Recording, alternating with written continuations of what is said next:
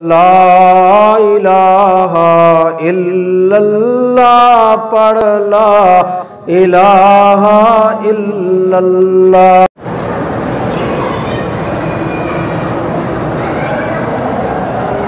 حضور نے اپنی زندگی میں قسم کھائی تھی کئی معاملات پر، کئی معاملے ہیں ایسے احادیث مبارک۔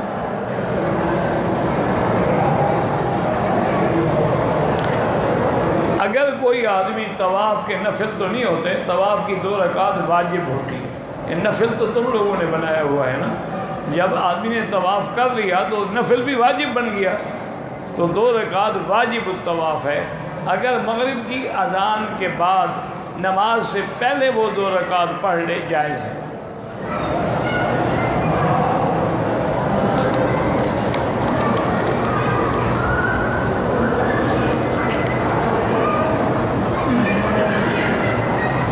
اگر کوئی آدمی پاکستان سے آئے، احرام باندھ کے نہ آئے، دوسرے دن احرام باندھ کے عمرہ کرے، ایک بکری دم ادا کرے، اور وہ بھی مکے میں،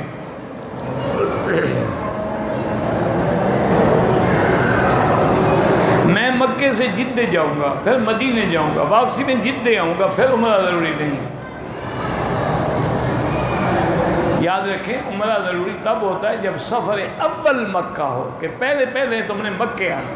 اگر پہلے جدے آنا ہے، جدے میں 2 دن رہے، 4 دن رہے، پھر جدے سے چاہو تو احرام باندھ کے عمرہ کر سکتے ہو، لیکن وہ دم نہیں پڑے گی میقات والی۔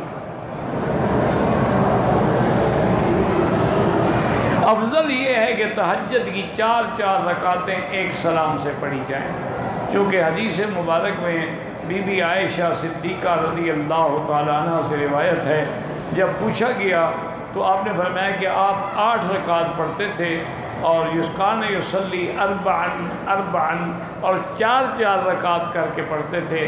فلا تسأن حسنہن وطولہن، حضور کی نماز کا حسن اور آپ کا اس کا جو کتنی لمبی قرات ہوتی تھی۔ نے کہا بیٹا تم کیا سمجھتے ہو، حضور تو کبھی کبھی تہجد میں 3 4 5 پارے بھی پڑھا کرتے تھے۔ تو بہرحال 4 رکعت پڑھنا جو ہے وہ افضل ہے، لیکن اگر کسی نے 2 بھی پڑھی تب بھی جائز ہے۔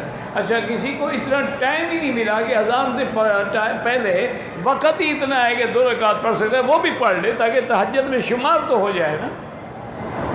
اور دوسرا یہ بھی ہے، یاد رکھو کہ ابھی مثلاً عشاء پڑھو گے، عشاء کی نماز پڑھ کے تم گھر چلے گئے، سونے سے پہلے وضو کر کے 2 رکعت 4 رکعت پڑھو، یہ بھی تہجد ہے۔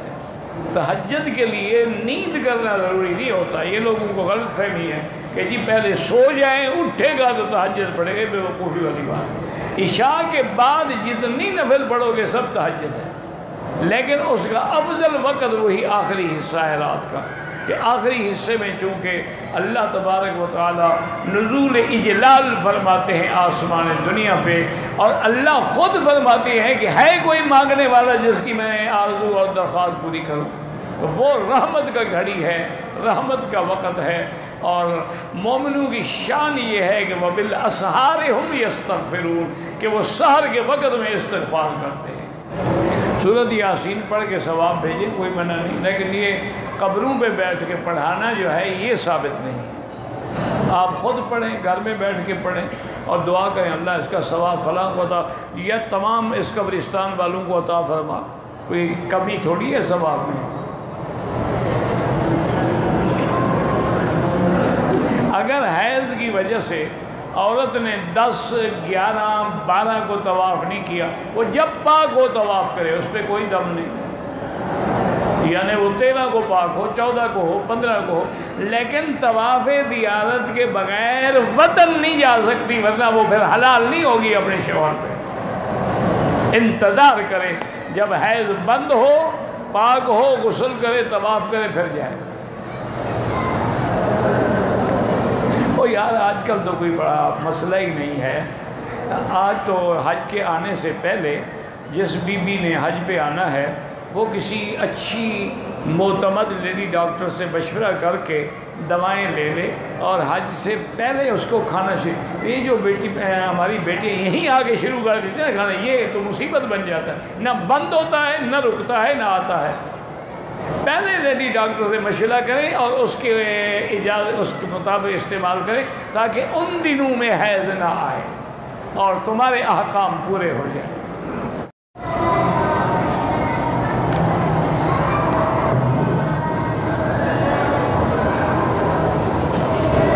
اگر ایک آدمی کی جیب میں جیسے آج کل چھوٹے قرآن ہیں نا جی حمائل، وہ جیب میں ہو تو وہ اس کو لے کے حمام میں نہیں جا سکتا ہے۔ حمام گندی جگہ ہے اور قرآن جو ہے وہ پاکیزہ چیز ہے جس کو اللہ نے لوح محفوظ میں رکھا ہے۔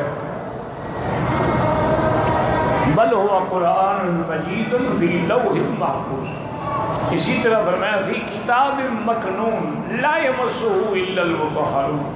قرآن تو ایسی چیز ہے کہ اس کو کوئی ناپاک عورت حیض کی حالت میں یا نفاس کی حالت میں یا انسان جنوبی حالت میں ہاتھ بھی نہیں لگا سکتا ہے۔ چاہے جائے کہ گندگی کی جگہ میں جیب میں ڈال کے چلا جائے، وہ بالکل ناجائز، کبھی ایسا نہ کیا کرے۔ اگر قرآن پاک ہے اس کو باہر رکھ کے زکوٰۃ کے پیسے مدرسے میں دے سکتے ہیں، بالکل دے سکتے ہیں، لیکن ان استاذوں کو بتا دیا کرو کہ یہ زکوٰۃ ہے، کیونکہ زکوٰۃ کا پیسہ جو ہے وہ تعمیر پہ نہیں لگ سکتا۔ زکوٰۃ کا پیسہ غریب طلبہ کے کھانے پہ، پینے پہ، کپڑے، تو استاد اسی طرح پھر خرچ کرتے ہیں، ان کو لکھوا دیں گے یہ زکوٰۃ ہے، یہ صدقہ ہے، اور ان کی رسیدوں پر بھی آگے لکھا ہوتا ہے زکوٰۃ ہے، صدقات نافلہ ہیں، واجبہ ہیں۔ میں نے 1 لاکھ روپے کی گندم خریدی، جس کے خریدی اس کے پاس پڑی رہی، میری اجازت سے اس نے منافع میں بیچ دی، یہ سودا جائز ہے؟ ہاں جائز ہے۔ جس نے بیچی اس کے ہاتھ میں تھی نا گندم، اور تم نے اس کو بیچنے کی اجازت دی۔ بعض لوگ ہوٹل کے سامنے نماز کے لیے کھڑے ہو جاتے ہیں، دیکھیں میرا بھائی ہم یہاں کھڑے ہیں، اگلی صفیں ہمیں اگر نظر آ رہی ہیں، ان کو پھر اور اگلی نظر آ رہی ہوں گی تو پھر تو نماز ہو جاتی ہے، لیکن اگر اگلی صفیں نظر نہیں آتی ہیں، صرف ہم آواز پہ نماز پڑھیں، پھر نماز نہیں ہوگی۔ اول تو یہ ہے کہ اتصال ہو کہ صفوں کے ساتھ صف ملی ہوئی ہو، لیکن اتفاق ہے جیسے یہاں کئی منزلہ عمارت ہے، اب کیسے صف ملے، تو اس کے اندر جو صفیں ہیں وہ ملی ہوئی ہو،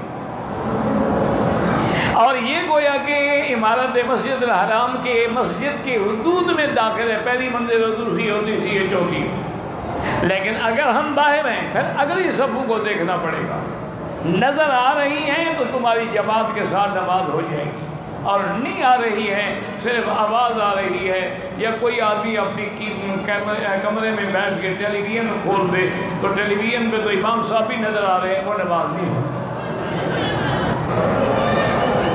زوجین کے حقوق پہ اللہ نے دونوں کے حقوق رکھے ہیں۔ خاوند کا حق یہ ہے کہ بیوی کی عزت و عظمت کا خیال کرے، حقوق زوجیت ادا کرے، نان، نفقہ، گھر، سب کچھ یہ خاوند کے ذمے ہے، اور بیوی کے ذمے اطاعت ہے، فرما برداری ہے، اس کے حقوق کا پورا خیال رکھے، اس کی اولاد کا خیال رکھے۔ اور حدیث مبارک میں آتا ہے سب سے اچھی عورت وہ ہے اذا نظر الیہ سرت ہو، جب بیوی پہ نظر پڑے تو خوش ہو جائے، یعنی وہ بن سمر کے بیٹھی ہو خامد کے لیے۔ وَإِذَا أَمَرَ أَطَاعَتْ، اور جب کوئی حکم کرے تو فرما برداری کرے۔ وَإِذَا غَابَ عَنْهَا، اگر خامد چلا جائے، حفظت، تو اس کی عزت کی بھی اور اس کے مال کی بھی حفاظت کرے، وہ اچھی عورت۔